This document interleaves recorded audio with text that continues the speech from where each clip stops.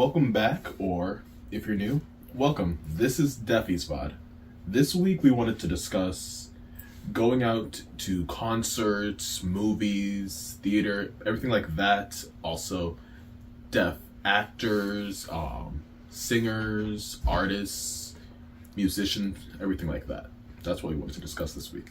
That we grew up in music and theater. We wanted to talk about it. I know a lot of people are like, but you're deaf and you're a musician? Theater? Huh? Ironic. Maybe for y'all, but not for a lot of deaf people out there. There's a list of celebrities out there, legends who are in the fine arts industry of all types. And so we really wanted to get into it. So we're going to talk a little bit about ourselves, and then we're going to dive in to everybody else. So to talk about ourselves, we're going to just explain a little bit about our musical theater background and stuff. So Agar, take it away. Theater, dance, music. What's up with you? So I grew up hearing, and I started playing piano, guitar, clarinet, recorder, and saxophone.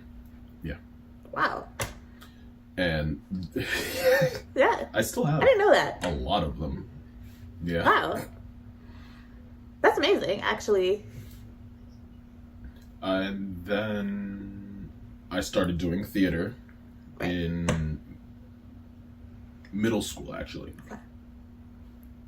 I started doing theater in middle school. I was doing acting. I was building the sets, all of that stuff. And then in high school is when I started doing theater. I was in a play called Mother Hicks. Right. And that is a play about it's about like misfits and how they like come together. Like the main characters are an orphan named girl. She doesn't have a name. And then there's another one. The main character, his name is Tuck. He's deaf. And then the other main character is Mother Hicks, and everyone believes that she's a witch. And so that play is like told through signing and poetry and that sort of thing. So that's my experience with like starting off with being deaf in theater and all of that sort of stuff. It was my first introduction, is what I should say, is that I was in a play where I played a deaf character. And yeah. Ah, that's super cool. So you were hearing in middle school. You had already been doing music and stuff, and then introduced yourself to theater. And then when you were in high school, you started to lose your hearing. But that was like your true base, introduction to being hard of hearing in theater. Okay, wow. Yeah, that's cool. So what was that like? What about you? Because I know I remember you. I think I might have saw that play when you were interpreting or like signing that play, and I remember that was my first impression of you. And so, what was it like for you to be losing your hearing at the same time as doing that specific play? Because that's ironic that that even happens. I feel like. Well, that I had already started losing my hearing, so I had already started like adjusting to that, but like I was doing musicals when I was losing my hearing. Oh my gosh. So I was out there like just singing, and I couldn't hear my voice. Like right now, if I can't hear my voice if I sing lower notes, so I just don't sing anymore. So I just stopped acting in musicals. Okay. Yeah. Can't sing if I can't hear myself. Right. I feel like that would be really hard, and like me personally, my singing sounds terrible. I've never attempted to do an audition for singing, so no. Go ahead. No. Go ahead. We're watching. I don't think so. Everyone's watching. I don't think so. But that's really cool. And then, were you still playing like instruments and stuff, like the piano and guitar and stuff? Yeah. I continued playing piano and guitar until college. I still have them, actually. They're right over there. That's cool. I also played piano until college, but I don't have a piano anymore, and I really wish I did, because I feel like, I don't know, I miss it sometimes. But no. So what's your experiences growing up in band? Right? Yeah, so he's a theater kid and I'm a band kid. So theater band kids unite, bitch. Okay? Yeah. So no, I actually grew up, it's kind of funny because my mom just kind of thrust me in ballet. Was I good at ballet? No. I think I was also in tap and jazz dance, like different really just for like the social aspects of with other kids and stuff. And I remember like with dance specifically, it was fun and like I could do like the moves and but it was a lot of work to hear where I was at in the song, and like I never once understood the words, so I had to like musically try to fit in and stuff, and I wasn't really like great with dancing. Wasn't my thing. Like I really loved it, but like it just wasn't my thing. I also did like dance in college. I did GDC at Gallaudet, which is a dance company, and it's really cool, and actually I really enjoyed it because I realized I was working too hard before the dance company. I was like, oh, it's so much easier when you can actually understand the dance instructor. Yeah. Growing up with music was truly like my thing. Like my grandfather had 2 organs, like organs in the house, like pipe organs that belong in a church, like literal pipes.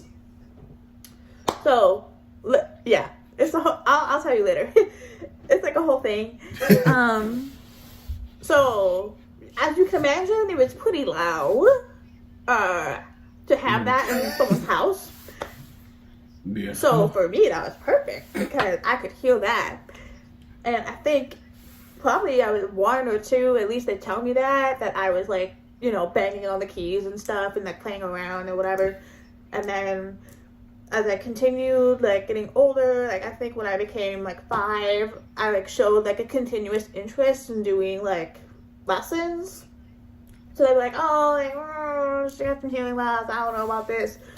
So they were like, okay, like, let's see if, like, she'll pick up on the lessons and stuff. So I started taking lessons, and I was actually pretty good at it. I was impressing everyone with my skills, my musicality, and yeah, so I took lessons. I took piano lessons for 15 years. For 15 years with the same teacher. I started competing in classical piano competitions.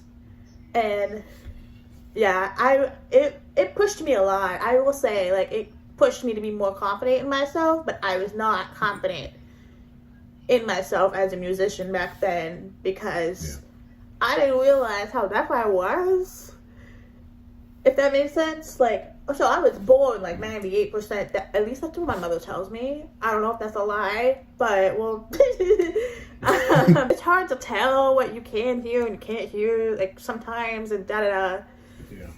So with band, I was in concert winds, jazz, marching band, percussion. I was in every band, class, or group that my high school had to offer. And so I think a lot of people didn't know that I was even deaf in the first place. So I think maybe my perception of how other people saw me as a musician was like, oh, she's not that good. Or, I don't know. I don't know if people actually thought that. It's just in my head. It just reminded me of the first time I saw you. Oh! It was you came to my class in high school for yearbook, and I just remember looking at you and I saw your hearing aid and I was like, I almost just started signing to I'm gonna like I thought you were gonna say that, oh yeah, she's a bad musician. I won a few awards and stuff, but I was always very like, just, how do I say, hard on myself, just like myself for not being a perfect musician, not really realizing that like 90% of people out there probably couldn't sound as good as me with the same level of hearing loss, you know what I mean?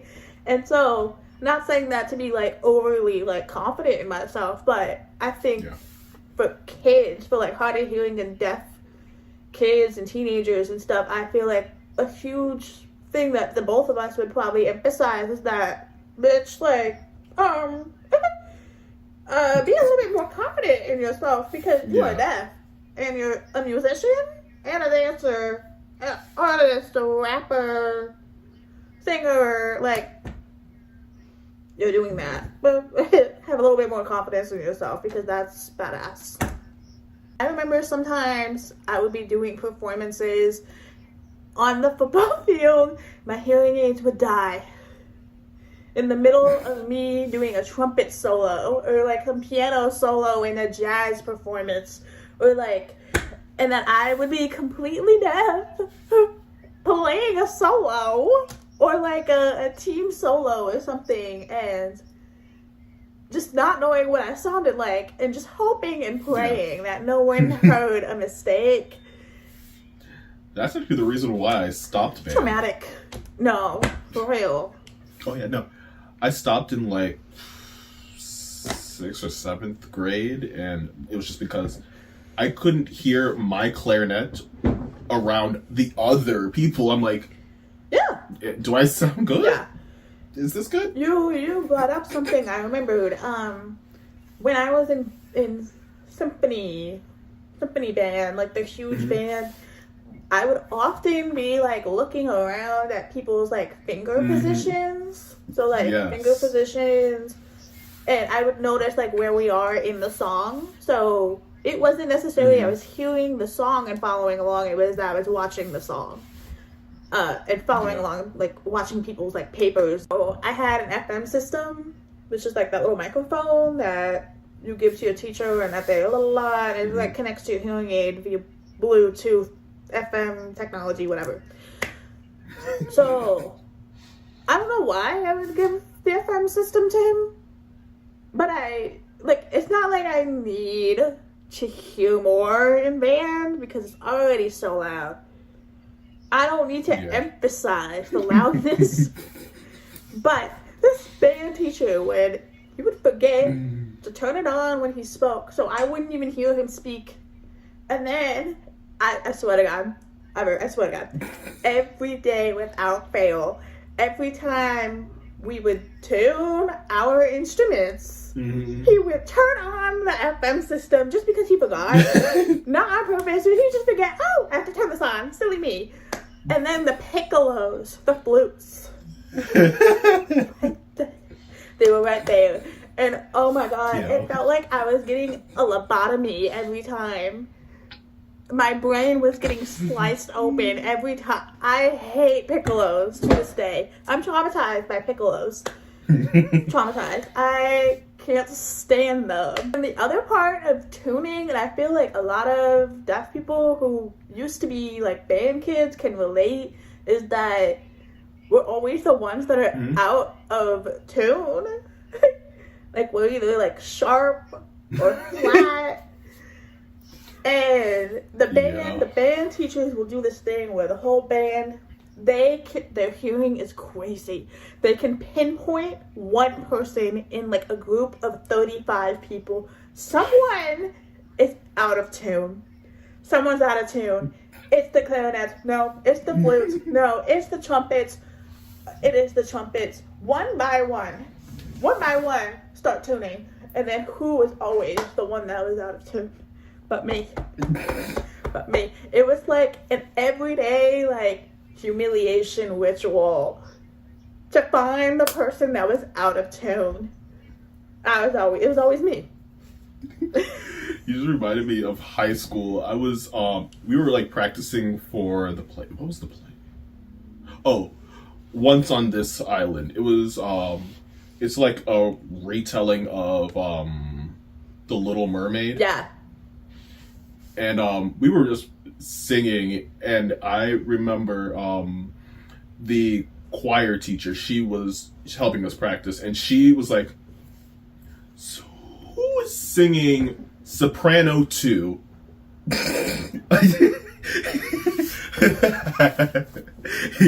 Yeah, that was me. I was the one tenor who would just like always belt out soprano notes. And she was just like, "Who is it?" And then everyone just started looking at me. I'm like, not me.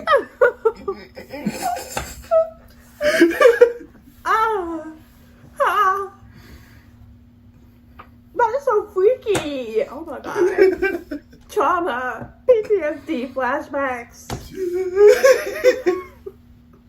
Oh my god. Went all over the place and stuff, but I went way all over the place. But the core point of why I love music so much is that I always, as even like from birth basically, music has always been something that I understood way more than people's speech, talking. Music is a very natural thing for me to understand. I don't have to try that hard to understand it. Like, yeah, it's like, whoa, I can't really understand it at the same time, but it's like, I do understand. I feel it. I feel the vibrations too. Like, I know you same, right? Yeah. You can feel the vibrations of the music, and I know a lot of like deaf and hard of hearing You've driven with me. Huh? I said, "You've driven with me?" Oh yeah. Car on 100, shaking on the highway. Every day. A lot of deaf people love music. Some don't like music. It just depends on the person and stuff. But I know for a fact that a lot of us have a very like heightened like sense of like vibration, so we can feel things a little bit more easier with like sound and stuff. Can feel that more. So we made a list, and it has musicians, singers, artists, rappers, all of that sort of people who are deaf and doing creative things in the world. And these are just all people that you should go and follow. Many of them are activists. Some of them are tattoo artists, musicians, singers, all of that. Do you want to start? Yeah. So we both picked 3 people to focus on because the list is so long. Yeah. My first one is Warren Wawa Snipe. I don't know his sign name. Sorry. He's a rapper, performer, actor, and he's also a personal interpreter for who? Chance the Rapper, which I didn't know that. Which is really cool. Mm-hmm. Imagine someone picking you to be their personal interpreter for Chance the Rapper. That's amazing. It's super cool. I personally saw many of his performances at Gallaudet in Washington, D.C. He's a very positive person. Super cool. Is always releasing some sort of rap or music album. So, yeah. My first person is Marley Matlin. She's the first deaf person to ever win an Academy Award for Best Actress. And she's also known for Switched at Birth and many things. Many. She's working. She's busy. She's the mom in Coda. And she's also, I think she might be in Children of a Lesser God. Yeah, that's what she won her award for. Oh, wait. Oh. Duh. Yeah. Oh, she's amazing. I love her. Yeah. I picked for my second person who Michelle A. Banks, Black woman who teacher, actress, writer, director, did I say teacher? Just all over, literally any art, teaching, theater, anything you can think of, this lady is it. She's amazing. I actually kind of have a crush on her a little bit. She's so, oh my god. Everything she's ever made is just amazing. It's just a work of art. And she's also the founder of Anx Studio, which is a black owned, like, for POC deaf, like, actors and, like, it's called production company. And also the founder for VOCA, which is Visionaries of the Creative Arts, which is located in DC. Both of those companies have won, like, many awards and, like, recognition for, like, cultural change in, like, the community and providing, like, amazing, like, performances and stuff. She's overall just a very, very, like, impressive person, and just she's amazing. So my second person is Katie Leclerc. Sorry. Leclerc. And she's best known for also Switched at Birth. She played Daphne, and a lot of people don't know this, but she's hard of hearing in real life. She has something called Meniere's disease. I can't figure spell that. I can't spell it anywhere. But I don't really know how to explain that. Our mutual friend would know better. Yeah. Wow. That's so amazing. Who's your third? My third, CJ Jones. Literally a legend. What's the sign for legend? Legend. He's a legend in the deaf community. Like, comedian, actor. He's also the person who invented the sign language for Navi sign language. The movie, I didn't know that. Avatar 2. It has sign language in it. He created that language all by himself, of his own mind. The genius was him. He did all of it. All of that. And so his success has just been since the beginning. I think he was also in Baby Driver and... Oh, yeah, I know what you're talking about. Right. Mm-hmm. He's just amazing. He's toured all over the world. He's literally a legend. You have to check him out. Yeah. And my third is Chellaman. He's a deaf tattoo artist. I think he's a teacher now. He's also he's a filmmaker. Just so many things. He's an activist. He's also won a GLAAD award. Ooh, that's cool. I think. Yeah. I remember seeing one of his videos. He did like a fully like sign language underwater, like in a pool with people signing. It was really cool. We'll put everyone's like little projects and stuff like up. I just wanted to plug in real quick. Deaf West Theater, VOCA, which I just mentioned.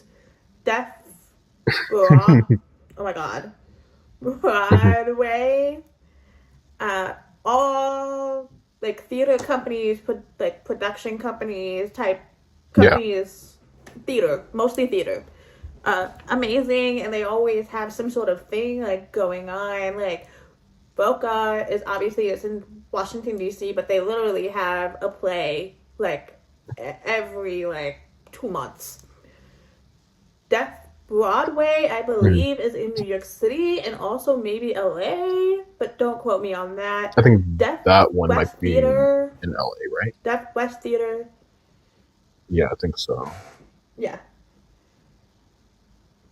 I think last year they did a play on American Idiot, and it was really good.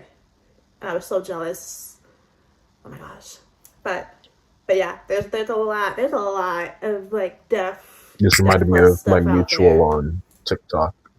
She's also in like a deaf theater company.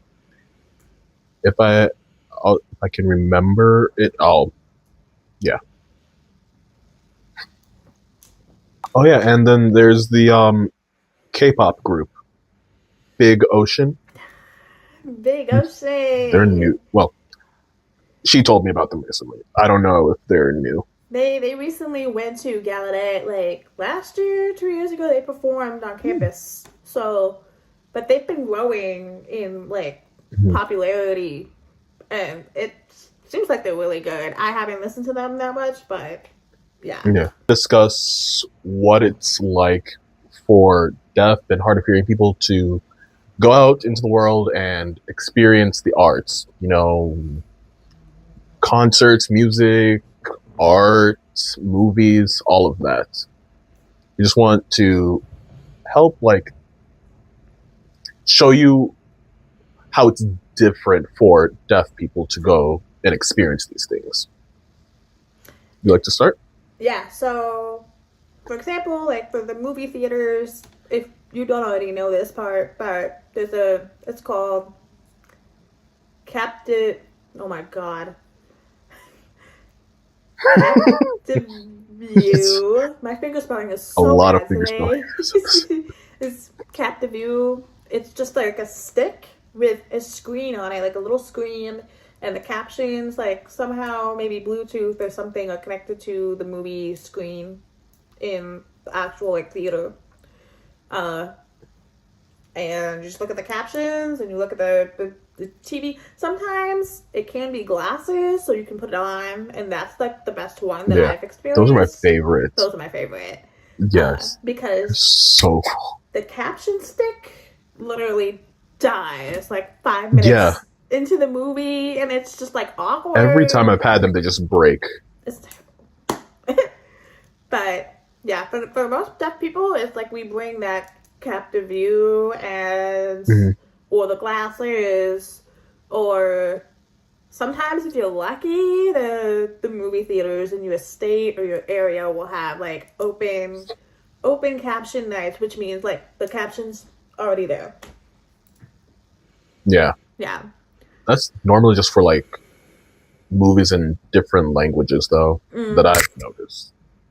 I think Michigan just became one of the states to require some type of open caption movie stuff, but I know for a fact that in Washington D.C. and Maryland and Virginia, like that's more common, or like in areas with more deaf population, will have like some sort of like open caption event type.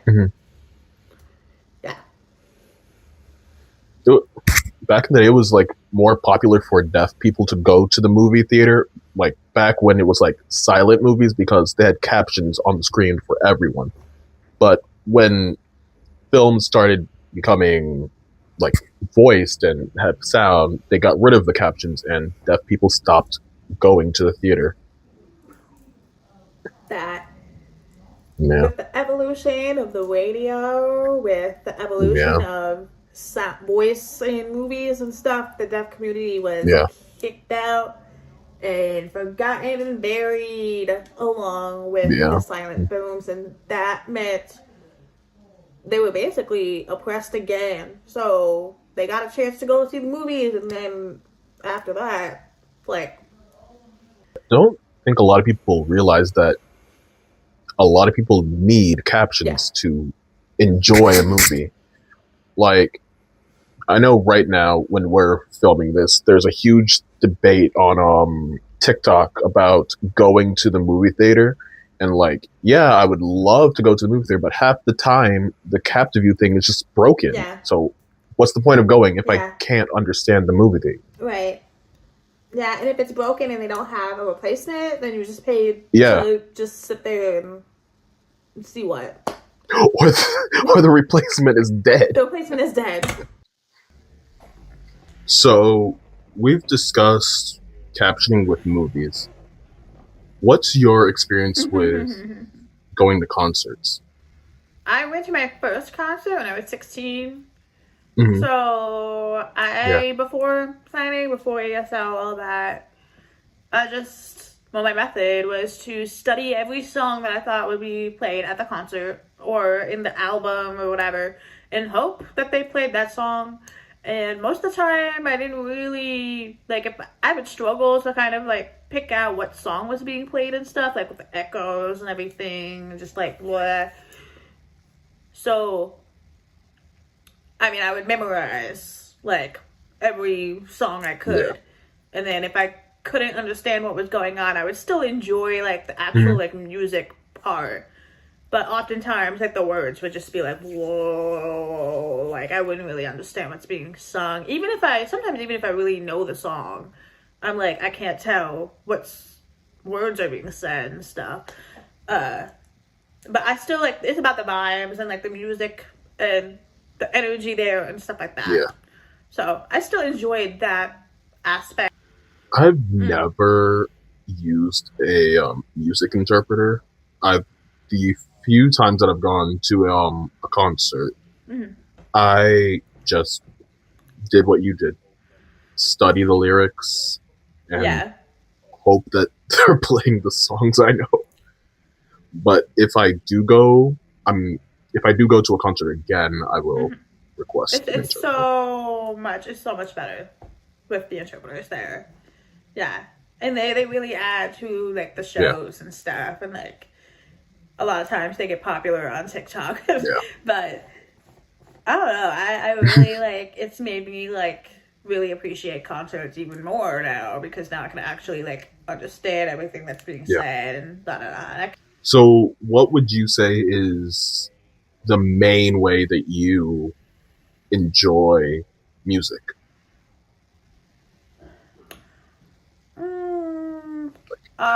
Listening to music. Yeah. Really, all the way up, volume blasting in the car for sure. Boom, boom, boom, boom, screaming the songs in the car with no one listening to me. So definitely that is champ. And then I don't know, I still enjoy playing music and stuff, but I haven't played piano or musical stuff in a really long time, so it's been forever. But I still really enjoy ASL interpreting. It's a huge thing, more recent in my life, that I've been really enjoying. I know you've been doing it for a long time. How long have you been doing it? 8 years? I think I started it. I think I started in college, so it'd be around. How do you like to enjoy music? Do you just listen in the car? Same, interpreting. Same thing, interpreting. Main way that I like interpreting music, but also sitting in my car and just all the way. You've driven with me. It's loud. Yeah. Every deaf person ever with the. That's it for us. I feel like we could talk about this forever, honestly, but for the sake of everyone on the internet and myself editing the video, we're gonna cut it short here. So where can people find you on the internet? You can find me on TikTok, YouTube, and Blue Sky at iSignLight. What about you? Me, where? YouTube, TikTok. At This Girl Science. You can follow the podcast on YouTube, TikTok, and Blue Sky. You can also suggest future vodcast topics by clicking the link tree. There's a link there that you just add what you want us to talk about. Yeah, you can ask us any questions, ideas, da da da da. If you enjoy Reddit stories, we answer a bunch of questions, but hearing people have about the deaf world. Last episode. So if you haven't watched it, give it a watch. We hope you enjoyed. And if you want to see the full list of deaf creatives, we will be putting that in the description box down below. And again, we hope you enjoyed. And Yes. bye. Bye.